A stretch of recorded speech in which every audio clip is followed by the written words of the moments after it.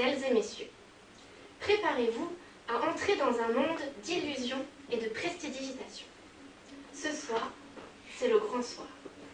Je suis sur scène et tous les regards sont braqués sur moi. Un peu comme ça. Si je suis un grand timide dans la vie de tous les jours, les spectacles me métamorphosent en un autre homme. Je me mue en un magicien, ne connaissant ni la timidité ni la peur. Ce soir est un plus grand soir que les autres, parce qu'elle sera là. Je le pense, je l'espère. Tous les projecteurs sont braqués sur moi. Je ne discerne aucun visage. Seuls les applaudissements dans la salle trahissent la présence des spectateurs. Avant que je n'entre sur scène, j'entendais aussi le murmure de leur voix plongée dans le noir, courant sur les murs. Mesdames, Mesdemoiselles et messieurs, ce soir, chapitre 2. La lumière pleut dans la salle. Je scrute les visages. Le siège 19 est vide. C'est pourtant le numéro du ticket que je lui ai laissé dans sa boîte aux lettres. Je la cherche ailleurs dans la foule. Je ne la vois pas. J'essaye de gagner du temps.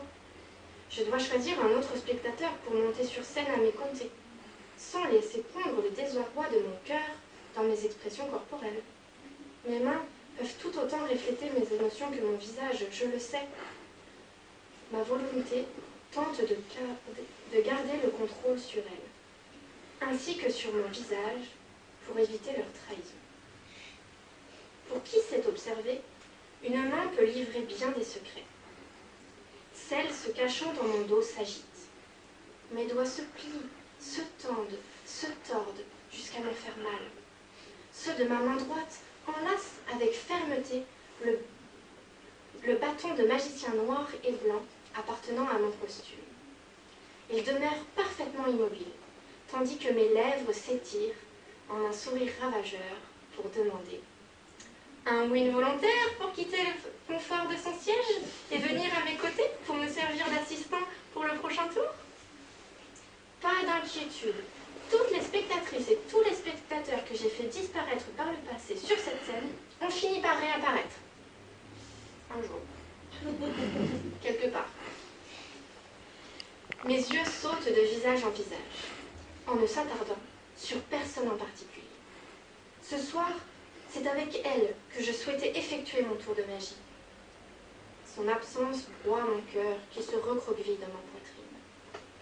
Ses soubresauts désagréables révèlent les sanglots qu'il laisse échapper ainsi. Mon visage, lui, ce traître, sourit. Pourtant, il a bien raison. Ma déception ne peut transparaître sur cette scène. Il n'y a pas sa place. Ce soir, comme tous les soirs, les spectateurs sont là pour se divertir, pour s'oublier quelques instants. Une main se lève avec fougue dans la salle et m'épargne la douloureuse décision de choisir qui pourra la remplacer pour le numéro suivant. Chapitre 3.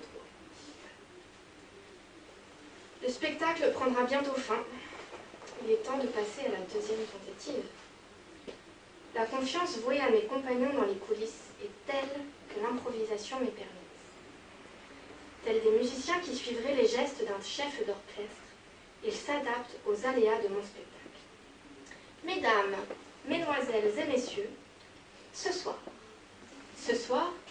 je me sens seule sur scène, alors que vous êtes si nombreux dans les gradins. Et oui, même un magicien farceur et prestidigitateur peut avoir le cœur triste, vous savez. Oh! Jouer des murmures parmi les spectateurs? Vous vous pensiez sorti d'affaire avec le dévouement héroïque du premier volontaire, et voilà que la lumière va à nouveau baigner la salle. Eh bien, mesdames, mesdemoiselles et messieurs, vérifiez votre mise en pli. Je vais bientôt déloger l'un ou l'une d'entre vous de son siège bien confortable pour l'emmener sous le feu des projecteurs. À moins qu'un win volontaire ne se sacrifie pour vous.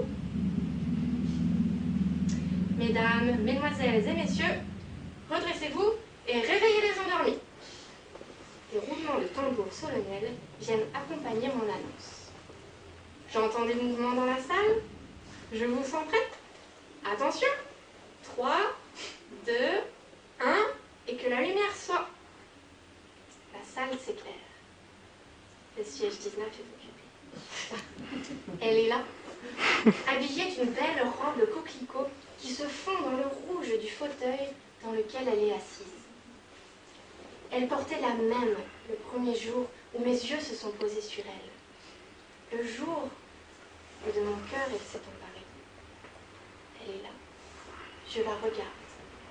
Mon ouïe devient insensible au flot volubile que je débite par habitude. Mon cerveau continue le numéro. Mon cœur, lui, ne voit plus qu'elle.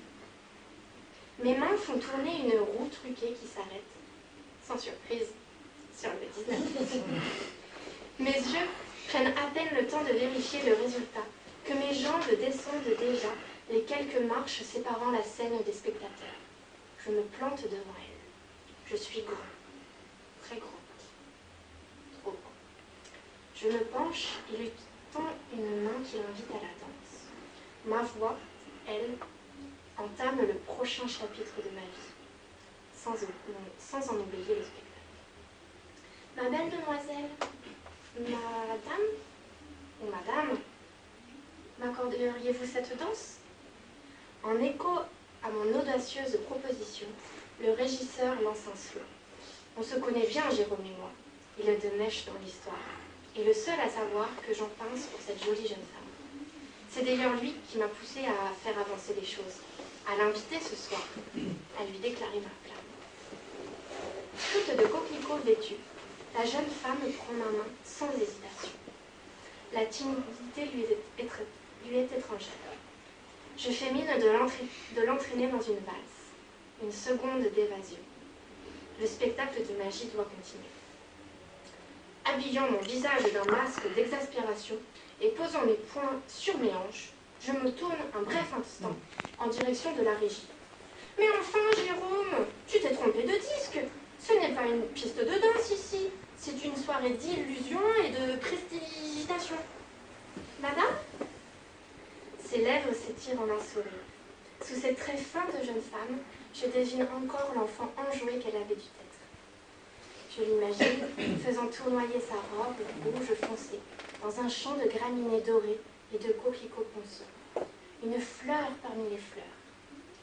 Son rire se perdant dans le vent, sautillant sur ses pieds menus, elle virevolterait dans un tourbillon de douceur, sa magnifique robe ondulant au gré de ses arabesques. Lorsqu'elle me répond « Mademoiselle », mon cœur s'emballe. Mes pensées s'évadent vers la délicate hauteur des épis mûrs avant la moisson. L'enfance de cette jeune femme se mêle à la mienne, alors que des parfums oubliés ressurgissent par surprise dans mon esprit, à la vue de ses cheveux couleur bleue.